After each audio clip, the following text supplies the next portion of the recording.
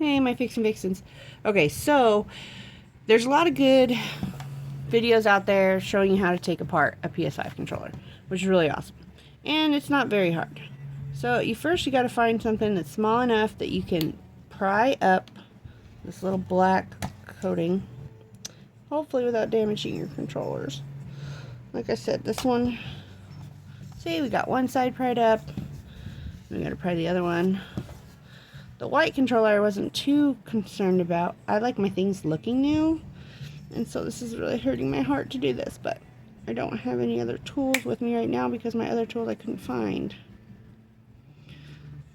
But the white controller I wasn't too worried about because it's got chew marks on it, and it's just happy it still works. So you pop that up. There is some little tabs kind of around it. You just gotta be careful with it. So just kind of easy does it. You can even take your little trusty flathead and just kind of, I just like to kind of casually pry it up little by little, just so you don't warp any of the plastic.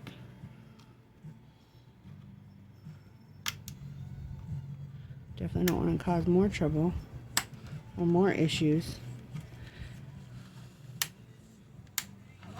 Okay. Once you pry it up enough, you should be able to just wiggle it off. Whee!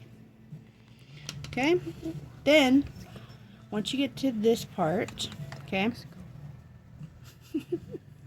is you just have to, okay, so, well, on the video, what they did, see, I already took the button off here.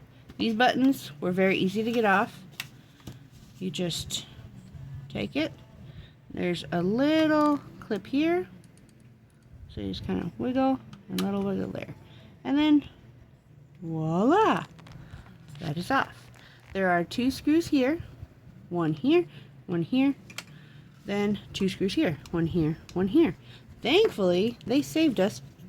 And all the screws so far I've encountered are all the same size. So, yay!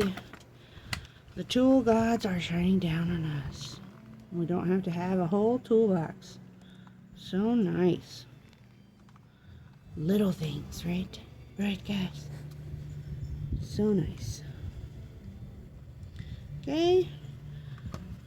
I like to kind of make sure, kind of keep a hold of these screws so they don't wander away.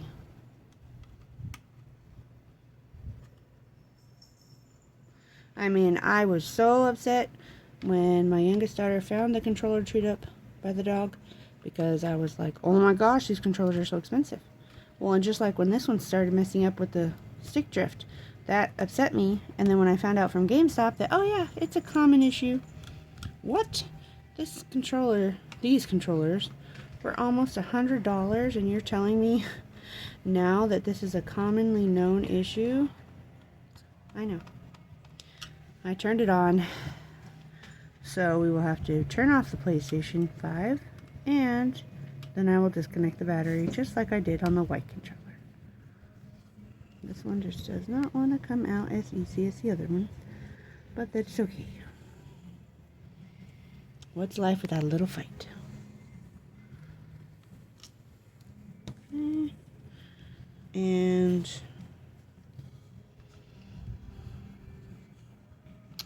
okay.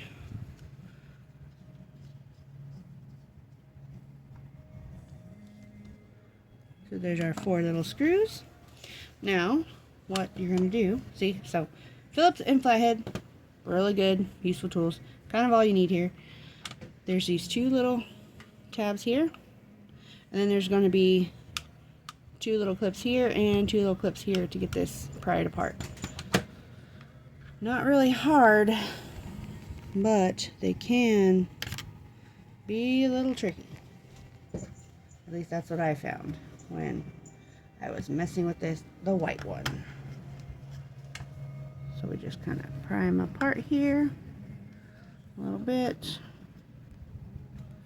Okay, so we got that one, and then we're just gonna kind of mosey our way up here a little bit.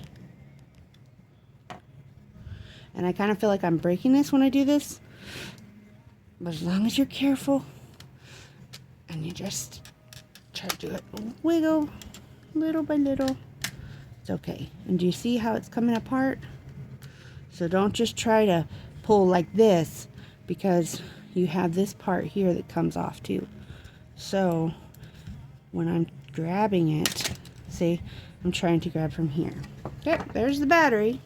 So this is how it opens. Okay. Yep, and this is the same as the light controller.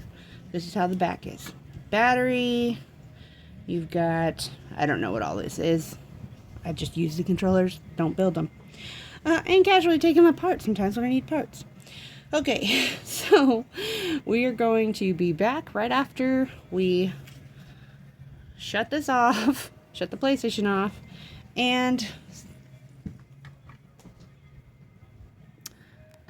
disconnect the battery.